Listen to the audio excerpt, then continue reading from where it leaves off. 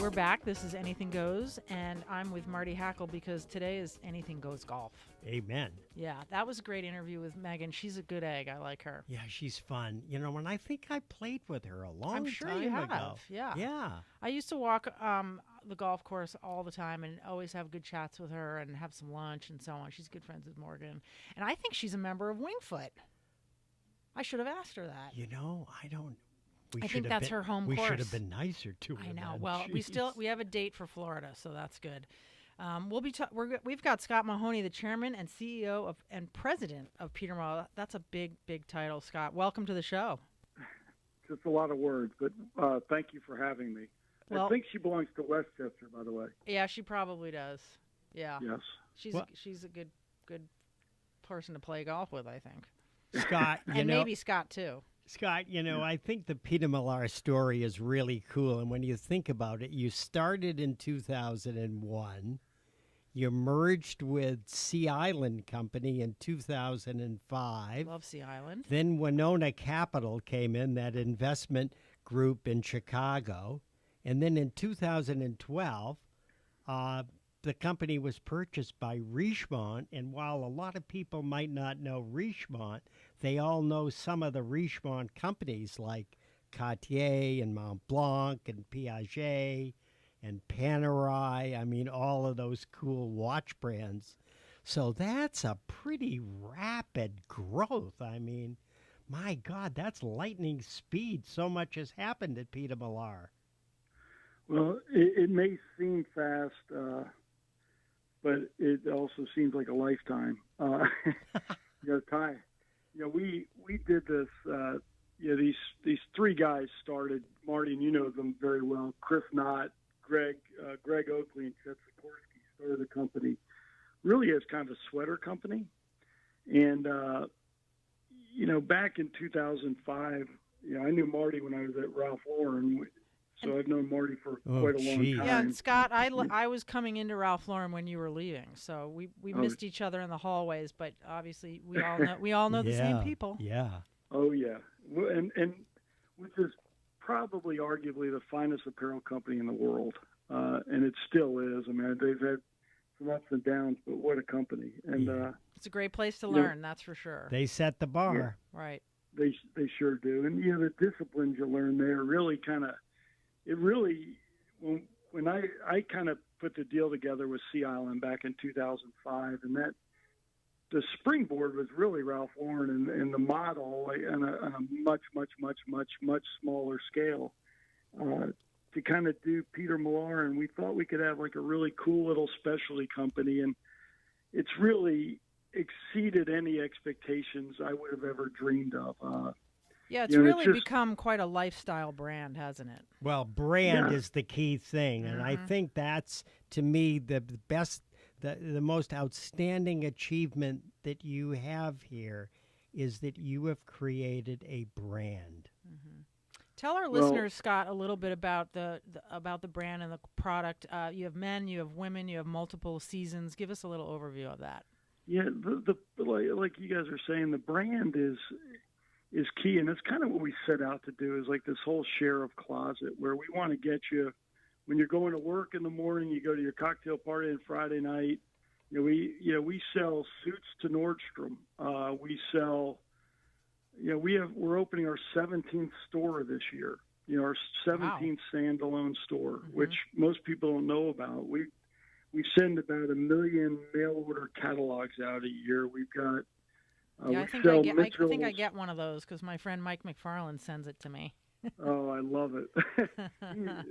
Speaking of great guys, he's one of the all-time best. But so it's just been a really cool story. We added shoes. We have swim. Shoes are spectacular, by the way. My boyfriend is dying for a pair, so I'll be calling you after the show. For a little, Scott, tell us a little bit about your acquisition of G4. Because that's kind of a cool thing. Those are amazing golf shoes. Yeah. Well, it's an amazing brand. I mean, Massimo and Nicole have really built a really cool company. And the thing about Peter Millar is we have great products, but so many companies have great products. Whether you go to a Fairway Green or a Grayson or a Ralph Lauren, so many people do that, but the real magic is kind of behind the scenes, a proper operation. And so we thought we had the ability to leverage. We have a 120,000 square foot warehouse down in Durham, North Carolina. Our headquarters is in Raleigh. We've got a production I think team. Marty and I are going to hit the Durham spot during the sample sale on our way to play golf with Megan, so we'll be ready to go. Count us in. Yeah. But so we thought, this G4, I got to know Massimo. We did a collaboration with him, and it was wildly successful. And we decided really to partner up. And, a small company like that, where they fall down is their inability to execute, and not that G4 had fallen down, but where it's tricky to get product made, to get it delivered, to get it embroidered properly, to do all these different things. And that was one of our expertises. And Massimo, just for our listeners, he is connected to Mahoney. Is that right? No, Massimo has been, and I've known Moss since the 80s. Wrong. Massimo Giannulli probably is one of the most talented, creative, fun people in menswear. Oh, wow. And maybe he's on the planet. Okay. Yeah, I would agree with you, Scott. Have you gotten out on the golf course with him, Scott? Oh, yeah. Yeah, and he's a fine player. He's not Marty, but he's a good player. Oh, he's a terrific player. Scott, I don't want to change gears, but I'm dying to ask you another question, and I think our listeners might be interested in this. You're a pretty big brand. How important is it to have players on the professional tours wearing the product? And who's on the tour wearing it? Oh, geez. Well, those are both interesting. So, Marty, it is important because it gives you validity to some degree. I mean, like I still like to think we're a small company, so we are not able, like Under Armour, to pay a Jordan Spieth for hat, shoe, glove, shirt, no logo. But the team we have is what we try to do is pick people that really represent our brand properly. I mean, whether it's Brant Snedeker, Bill Haas, Chesson Hadley, Sam Saunders. We recently signed Siwoo Kim as our brand gets into the global markets. You've got, Ches Reavy. And then there's a couple other, just different people we've added along the way. And you have them wearing the product on the golf course as well as off the golf course, right? Is that part of the deal? We do. I memean, look, we don't require someone if they're going out at night to wear it, but the guys that we have love the product and they're dying for it. I mean, look, Chesson Hadley called yesterday and had a great idea. He said, for the U.S. Open, will you give me a little bigger clothing allowance and I'll wear the logo on the chest? And of course, the answer was yes. Yeah.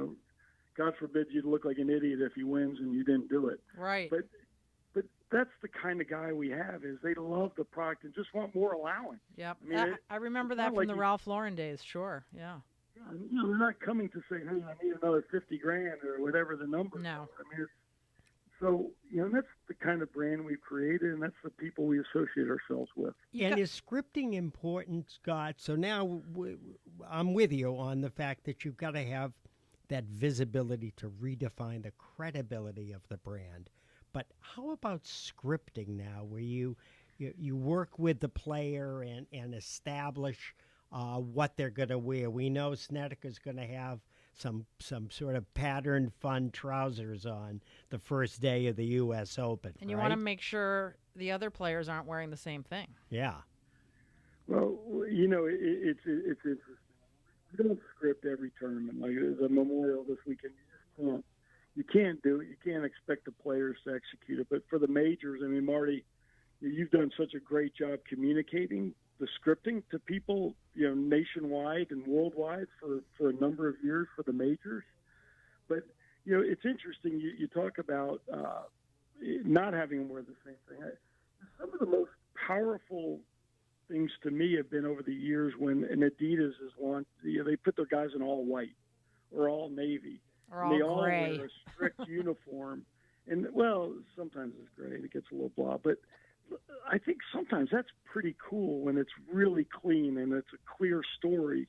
But yes, with our brand, we can't do that. You know, we don't want the guy wearing the same pink shirt unless it's a pink out day. But Sure. the same pink shirt, you know, we don't want Snedeker and Haas wearing the same thing on the first tee, and if they're playing, Sure. it's really embarrassing. Absolutely. Scott, tell us about some of the new collaborations. Don't you have a collaboration now with another footwear company, Matahari? What is the name of that?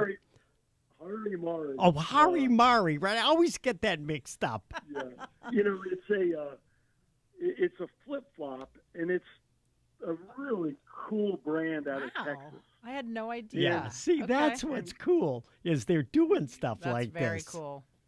And this thing, if you go online and you look at it, whether you go to their site or ours, it's been phenomenal. Like the amount, we probably have sold 600 flip flops in 5 days. Wow. You know, so you start thinking about, you know, the brand equity that we have, and then you've got a whole different clientele through, you know, Hari Mari, which sells like St. Bernard Sports in Texas. They sell all these kind of cool, outdoorsy, beachy shops. And so you expose people to a whole nother brand in Peter Millar, and then we expose their people to, you know, our customers to Hari Mari. And these collabs really are pretty powerful. I mean, like not every one of them will work, but the ones we've done so far are really, really powerful.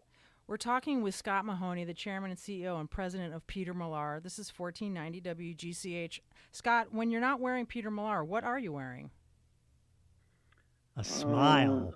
No, I want to know about other brands that you might be wearing. No, I admire a lot of brands out there. Would I ever but see you in usually- Lily Pulitzer ever?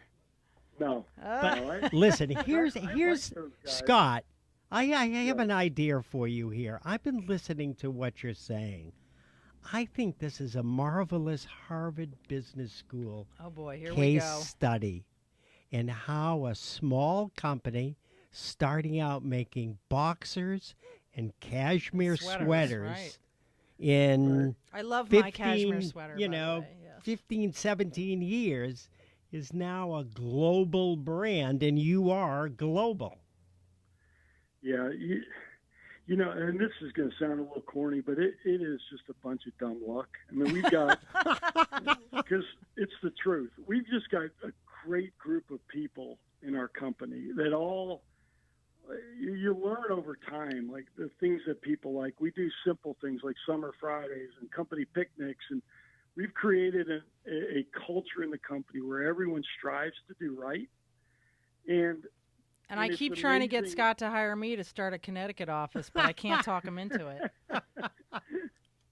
But that's been the magic, and it's, you know, like a lot of good people have good products and they fail. You know, some people have great ideas, they fail. Everyone works hard, everyone tries hard. So that's where the kind of the luck comes in, and I think that's like we never take ourselves too seriously or think that we have this thing figured out by any stretch. Marty's got one last question, Scott, and then we're going to have to wrap it up. Best dressed player on the PGA Tour.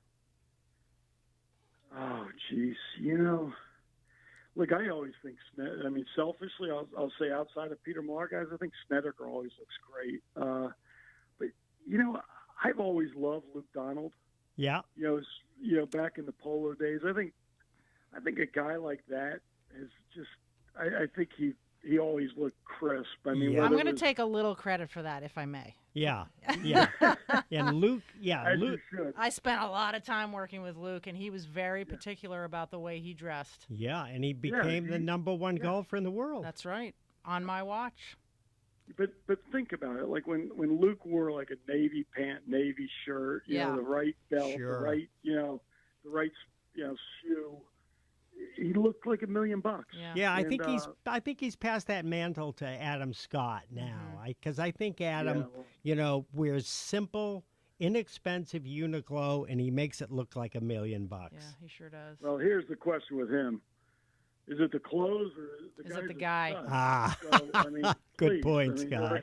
That's like great. the guy could have pajamas on and be like probably the best looking guy out Right. there. So There Well, you Scott, go. thanks so much for being on the show. We're going to look for all your players during the U.S. Open out at Shinnecock, and we will obviously see your product in some great places around town and on the internet. We appreciate your time. Thanks, well, Scott. thank you. A real treat to be on. So thank you Great, so much. Scott. Thank you. Thanks. Great.